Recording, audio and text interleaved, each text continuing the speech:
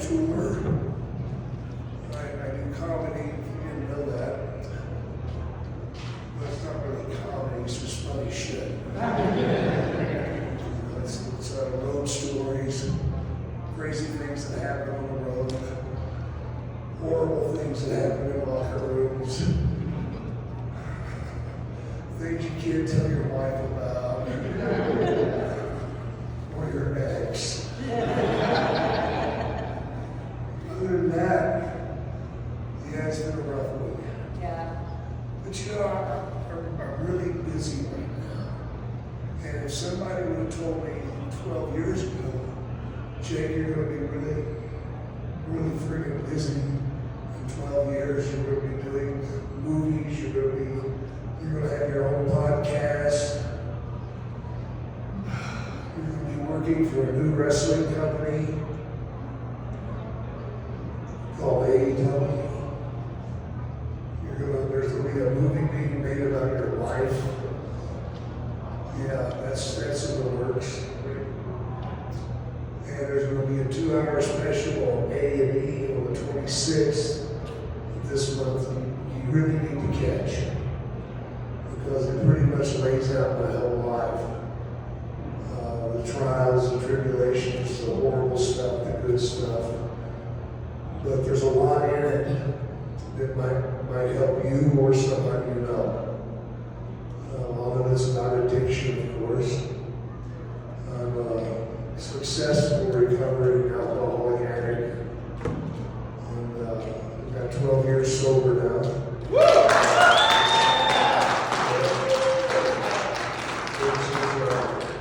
That's a miracle. If somebody would have told me 12 years ago you're going to get sober, I would have laughed my ass off. And then hit the pipe again. Because I love my cocaine. I had a successful cocaine career. I didn't die. Lord knows I should have.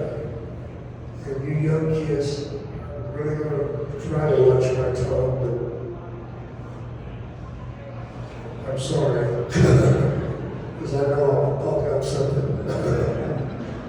Oh, I just did. Can I just say that, can I be honest? Why not? I am. 4 weeks ago, I didn't know who you were. Oh, you're lucky. And I'm like, I'm interviewing this guy, so I talked to some of my wrestler friends. I'm like, okay, cool. One of them told me that I got to watch the resurrection of Jake the Snake. And I'm not gonna lie, cried like a little baby throughout the entire thing. It was so touching and amazing. And I wrote down 2 quotes that really touched me right again. And when you said, my history is not gonna fucking be my destiny. That's right. One, and then this one really, I related to my husband is a million drinks lined up is not enough, but one drink is too fucking many. And I was just like crying the entire time, and I want to thank you, because that's one of the most beautiful things that I've seen in a long time, and you were so vulnerable, and it was just so beautiful, and I am so proud. I mean, I don't know you, but I am so proud of you and how far you've come.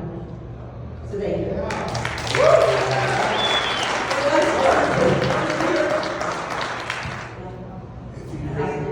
There's help out there available Yes. if you really want it. You know, there's no excuse to keep punishing yourself with alcohol or drugs. You know, people ask me, well, why did you do cocaine? Because I like that shit. And at first it was okay. You know, because I could do a little bit of it, put it down, and go ahead and do what I was supposed to do. But that doesn't last very long. Pretty soon it becomes not a choice to pick up. It's now a necessity.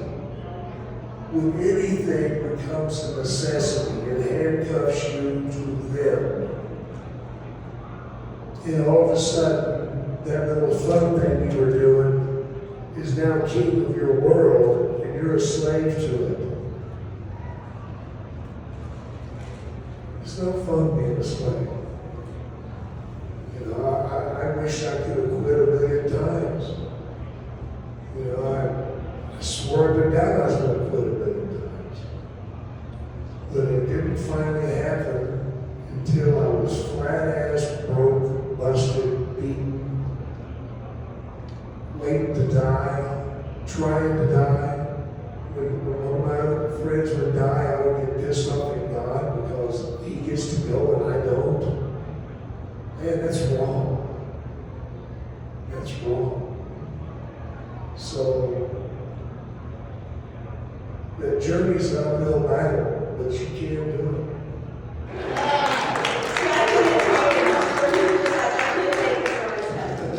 But thank you. And again, you are an inspiration. And like I said, it affected me so deeply, and I had no idea who you were. But now I want to know everything about you, and I want to watch all those things that you just talked about. And I can't wait. You gained a new fan just now. Yeah.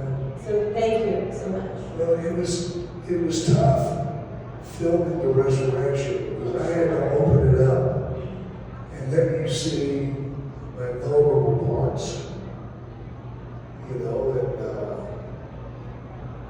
that was really hard. But I knew that if we were going to film it, I wanted to film all of it.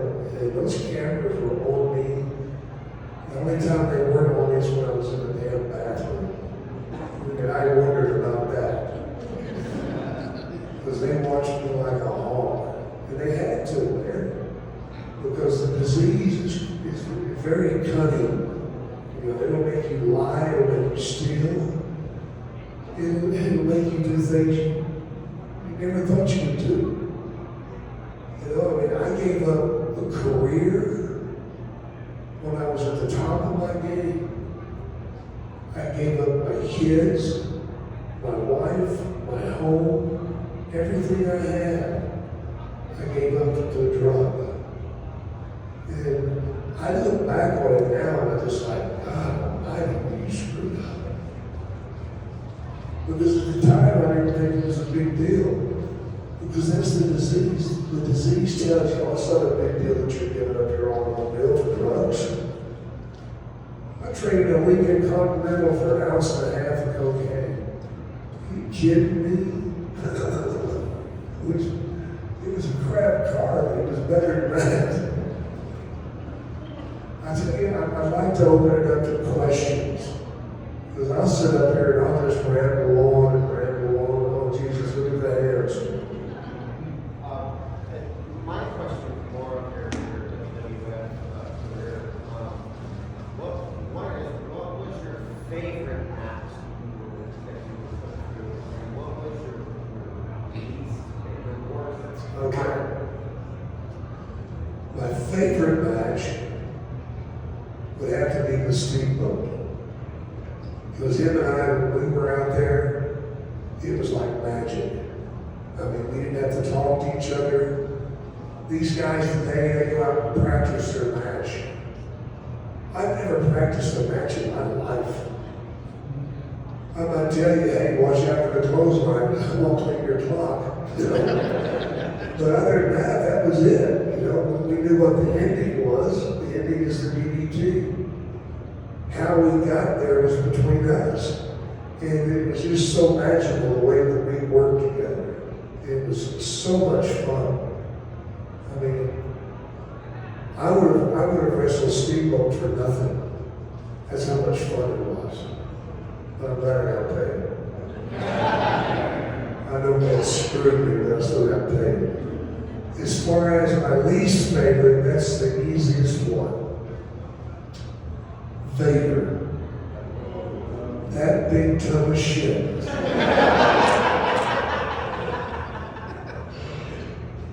I wrestled him twice, 7 months apart. And the reason it was 7 months apart because I was recovering from the first match. The first match I got in the ring with him, he broke my sternum. You know how hard it is to break somebody's sternum? It wasn't that hard for that fat bastard. He crushed me into a corner and it cracked my chest open. And that is so hard to recover from. It is so painful to recover from because you can't breathe. If you take a deep breath, it hurts so bad, you won't do it. So you should constantly, that's about it. Because if you go, oh hell no. But I wrestled it, he broke it, came back and wrestled it 7 months later, and the son of a bitch did it again. And his excuse was, Jake, when I get in the ring with you, it's so different because the people are so into it. Yeah. And they're all screaming, man, and they're just like, it really pumps me up and just makes me want to go crazy. Yeah. Well, that's what happened. Oh.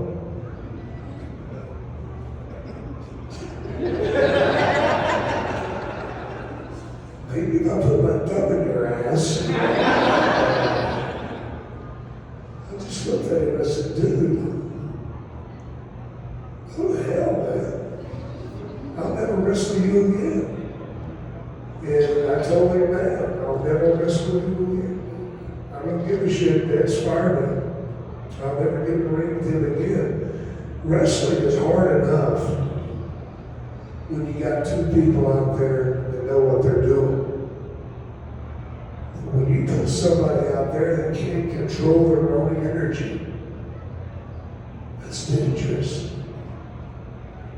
I mean, I've had so many injuries in wrestling, and it's insane. But there's no excuse for what Vader did.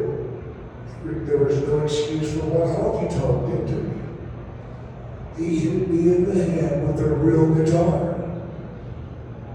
And it blew C6 and C7. Just obliterated it. When they went in and did the surgery on my neck, they said they opened it up and there were spots on my spinal cord. And they had never seen that.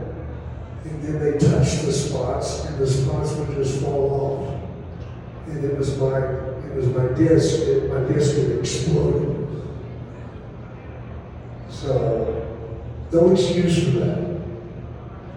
It's so dangerous when you're in the ring and you're doing all these moves, and all it takes is just a little bit off, and you cripple someone. I don't want that on my conscience. There was only one person I ever got in the ring with that I tried to hurt. And I don't feel bad about it because the son of a bitch had it going. And that was, oh my God, brain fart. Sid Vicious.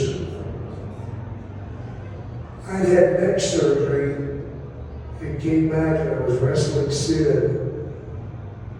And Sid was getting a big push. And he clotheslines me. It nearly rips my head off. Number one, there's no excuse to rip my head off. If you'll just put your arm out there, I'll make it look like you ripped my head off, but you won't. But if you come with everything you got and you connect, I'm going to get hurt. So he did it to me, and I told him about it, and he looked at me and he goes, maybe it's time you get out of the ring, man. You can't take it. Really. So the next time he went to clothesline me, I just did a little move, something like that, and it ripped his bicep in half. And he went down, because he came with it like this, and I bit this back beyond. That's when his bicep snapped. So he's in a lot of pain. I went down and I grabbed the same arm and I shoved it like this. And I said, maybe it's time you get out of the business.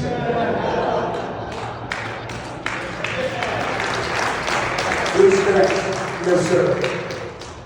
Thank you, Jake, for all the years. Great psychology, greatest of all time, greatest DDT of all time. I just want to ask you, in light of what you were saying about working with somebody with a lot of energy. Give us your opinion about working with the Ultimate Warrior. Ken, I never wrestled that bastard. I wished I had him, but he got fired before I could wrestle him. There was a point in time in my career where we had taken several weeks off. I did a bunch of vignettes where he was walking through a graveyard, doing all this crazy shit, what the secret to the Undertaker and all that. I put him in a room with about 150 snakes. Let me tell you how stupid that bastard is. Was. We tell him there's 150 snakes in this room. Here's the key. When you go into the room, slide your feet across the floor. Do not walk in and step on them, because when you do, they're going to bite you. What do you think he did? His boots were tore up. He must have got bit 50, 60 times. But then, unfortunately, they didn't go through and get his skin. Damn it. Poor snakes with those short teeth. Yeah, he went that way. But no, I never had the opportunity, but I should have. Next. Yes, sir. Can you tell us one of your top 5 stories on the road that you can come to mind? Well, I guess I've got to be careful. How many kids are there?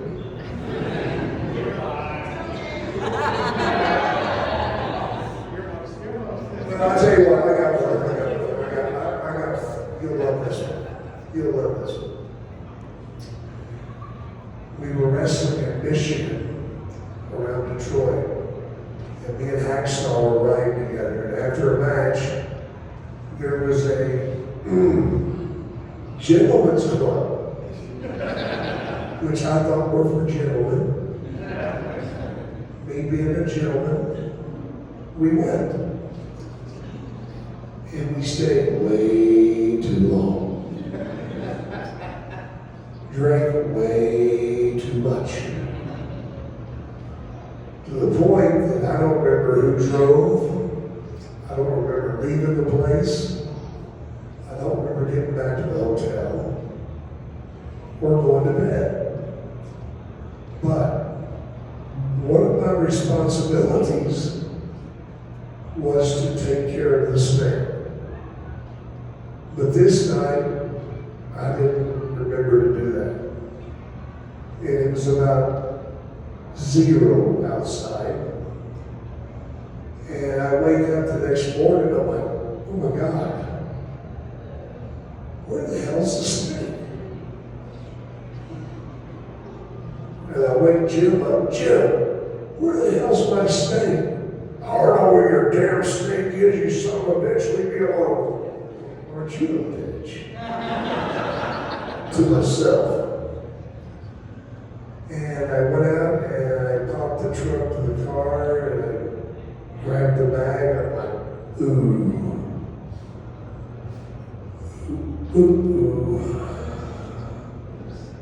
And I picked it up and I'm like, oh my God. It was poing, frozen stiff. Yeah. Man, I carried it aside, throw it on the bed. Thanks a lot, Jim. Gotta blame somebody.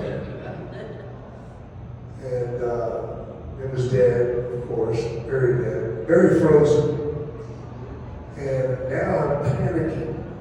Because what am I going to do? Call up Vince McMahon and say, Chief Vince, I'm sorry, but last night I went out and got screwed up at a titty bar and didn't get the snake out of the car and froze to death. I would have been fired immediately. So I wasn't going to do that. So how am I going to do this? I started calling pet shops.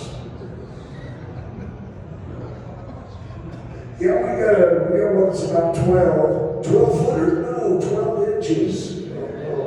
Hey, I'm Andre, look out. You know? So what am I going to do? So as I was fretting and pissing and moaning and bitching and grinding, Jim finally heard enough of it and he got really pissed off and he screamed at me, "Who the hell are you?" Who the hell am I? He said, "The Jake Roberts I know would take that dead son of a bitch and he would take it to the ring and go ahead and wrestle and he would grab a hold of it and make like he was trying to ride it."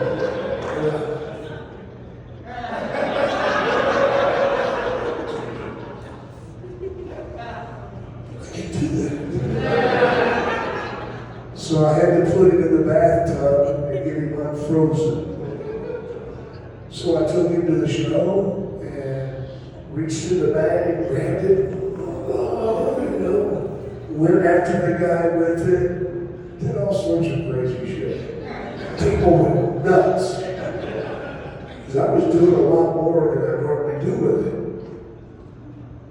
So the next night, did it again. And the next night. And the next night, day 5. Day 5 was a little bit different.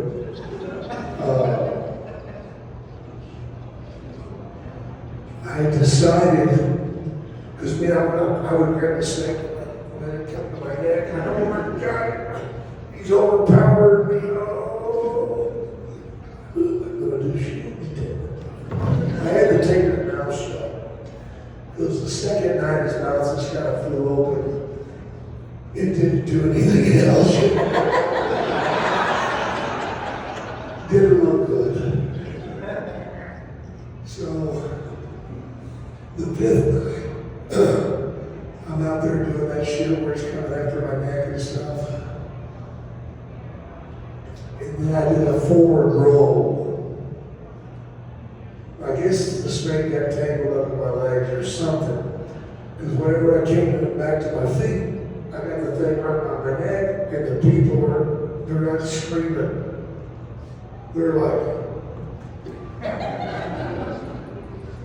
what the hell's that look for? He's going for my crotch. And the people are still, what the fuck? So I got the snake, and I turned and looked, oh my God. It had broken in half. And half the snake's over there with all this goo running out of it. And I got this part here, and there's goo running out of it. And stink, oh my God. I mean, it would gag a maggot, man. Maggots were throwing up. I felt sorry for the guys that had to wrestle after me. It sure was funny. Yeah, you can do a lot with a dead snake.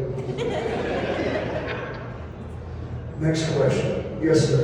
I noticed you're wearing your Hall of Fame ring. What was it like at the moment you found out you were being inducted into the WWE Hall of Fame? It was a strange feeling because I'd known for years that I deserved to be there. And I guess I got pretty angry when I would hear of other people going, maybe like, Coco Beware. Are you fucking kidding me?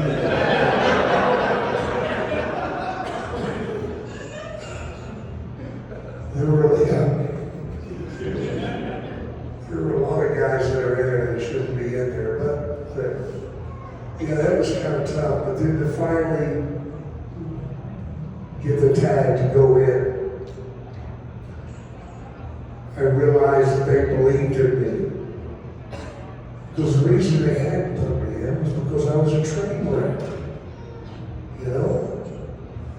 And for them to finally agree to put me in meant that they believed in me and that I wouldn't stay on the straight and narrow, which I did. But it was an incredible feeling going out and being in front of all the fans was just a lovely moment. Plus I had my kids there, which was super fantastic. Yeah. Next? Yes, sir. First became a fan when you had the beef with Rick Rude, Yeah. where he was wearing the tights. Right. That was so like intense. It seemed real. It was. I think it was. That was my question. What was it like wrestling him with such hatred in your heart? And what was it like wrestling Andre? Okay, wrestling Rick Rude, it was just a natural thing for me. Because you remember when he had the picture of my wife on his crotch? I told Vince, I said, if he wears that shit to the ring, I'm going out there and rip it off of him. Well, I don't think so, Chief. You do what we ask. No, the hell I will. Because if I don't go out there, I'm a real pussy. You know, you can't ask me to do something that's totally out of character for me. And I just wouldn't do it. So when he wore those tights out there, I went out there and ripped his damn pants off. They had to cover up that little thing, you know? He wasn't no snake. I'll tell you that. Wrestling Andre is a different thing. Number one, Andre is not afraid of snakes. He did a great job, though. The wrestling him was a big moment in my career. Because to have the office people decide that I'm the quality of wrestler that belongs in the ring with Andre was a hell of a pat on my back. It wasn't easy. The second night we wrestled, I tore my bicep in half, which is very painful. And I remember I went down and I thought I broke my shoulder. So I just squeezed it. God almighty, what have I done? And Andre, he didn't know. He reached down and grabbed my wrist and jerked me to my feet. In which time I passed out from pain. When I woke up, Andre's got me in a bear hug and he's going, little baby, go to sleep. Little baby, don't you weep. Fucking giant is singing to me. And that was an afternoon show in Philadelphia. We wrestled again that night.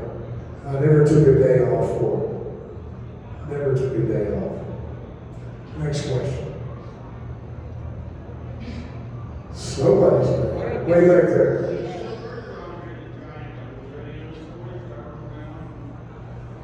Well, Andre didn't party, he just drank. Big difference. You know, he could drink 2 cases of beer. And I had no problem. In fact, whenever I was very young, I was asked to drive Andre around one night. After a show, I had to drive him to Baton Rouge, Louisiana, from Alexandria, Louisiana. And it's only 90 miles. So I got this big van. It's got a beanbag chair in it. He's in the beanbag chair. So he gets in, shuts the door. Let's go. Ready to go, Andre? Go. All right. Stop for beer. You betcha. How much you want? 2 cases. Andre, it's only 90 miles. 2 cases. I went in, got his 2 cases, got myself a 6-pack. 40 miles later, I gotta pee. Then 20 miles later, I gotta pee again. I don't buy beer, I rented it. You know what I mean? And each time I got out pissed, he never got out.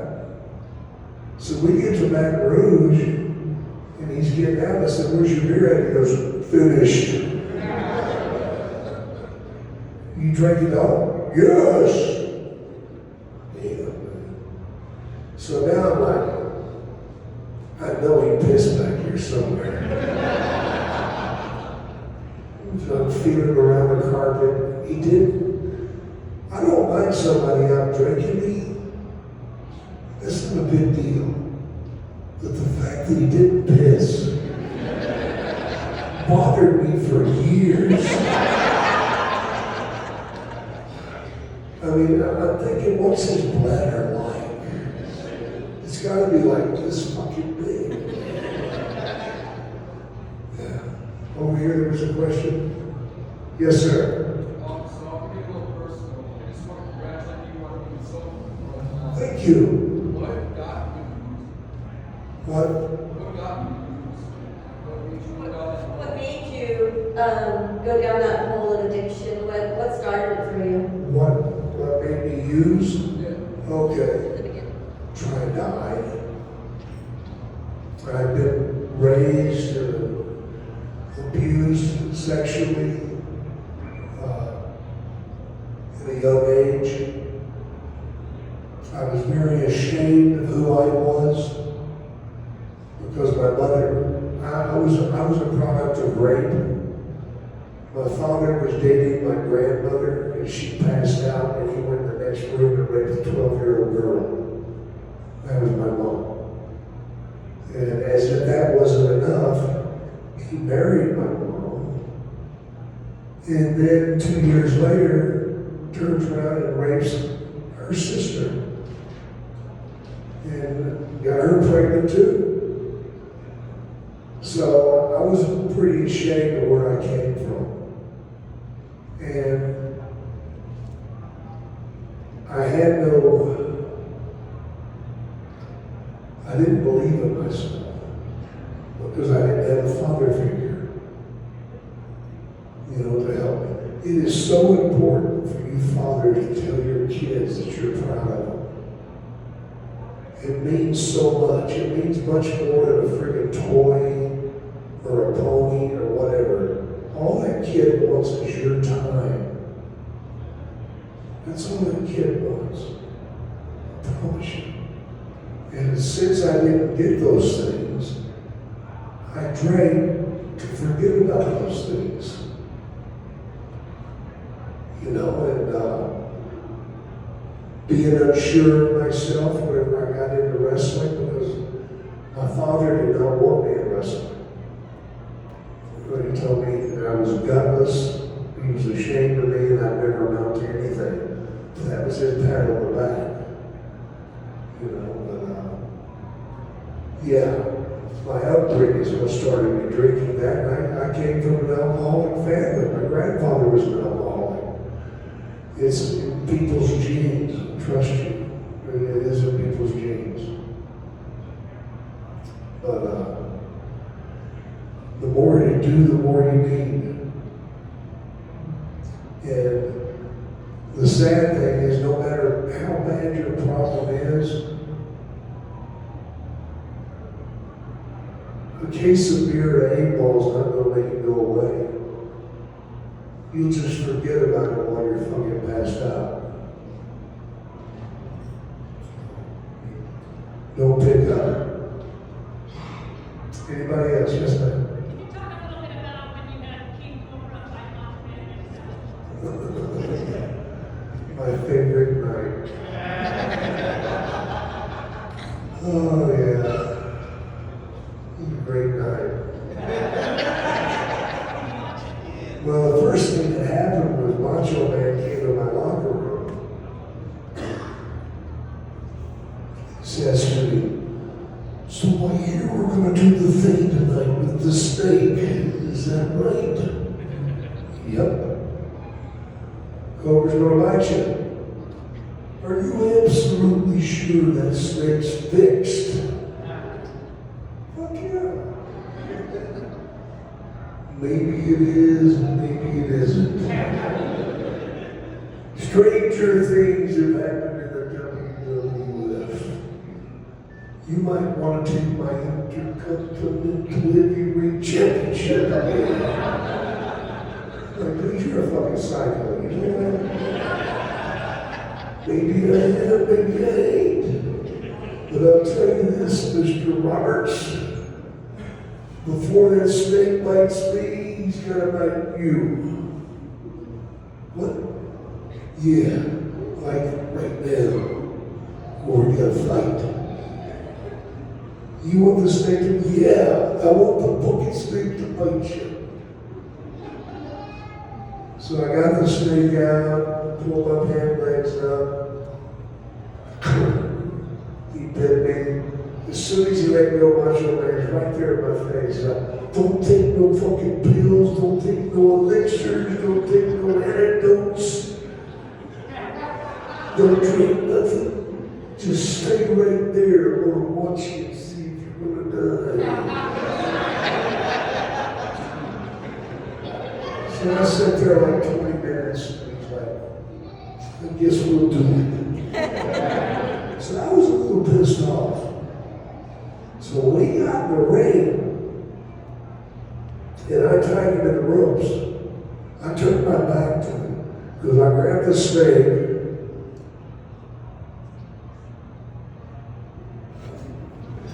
and slapped the dog shit out of him. And when I slapped that snake in some bitch's mouth, he was furious. And he grabbed Macho. The only problem was it wouldn't let go. He chewed on it and chewed on it and chewed on it. I grabbed him by the tail and pulled him. Pull. God damn it, let go, you son of a bitch. And Macho's like, yeah, damn, yeah. Which, at that point, I walked up to him and said, you're doing a great job, Randy. The people believe you're really hurt. Get that motherfucker off of me. Yeah, my favorite time. We have 10 minutes. Okay, a couple more questions. My throat's going. Pick it up. Oh, here's one. Why did you start working with AEW? What do you think the biggest difference is between that and WWE? Vince has built such a huge machine, marketing, everything, that it's going to be damn near impossible for AEW to surpass them. But AEW has made a difference in the wrestling. They forced Vince to raise their level of performing. And anytime there's competition, that's great for the wrestlers, because that means that you can barter your way for more money. Anybody else? Yes, sir. I saw you wrestle in like 89, 90, 91 in my hometown of Bakersfield, California. And the presence that you commanded when you come in the arena was like unparalleled. So it was heartbreaking to see Beyond the Mat in like 1990. That was total bullshit. That's what my question was. Was that like? I got set up for that. Yeah, it was a real nasty piece of work somebody did. Yeah. Guys, you've been wonderful. Thank you very much. I appreciate you. As wrestling fans, you're the best fans in the world. You helped me get sober. All your love, your unconditional love. Because it's hard to live an addict, but you guys did. Thank you.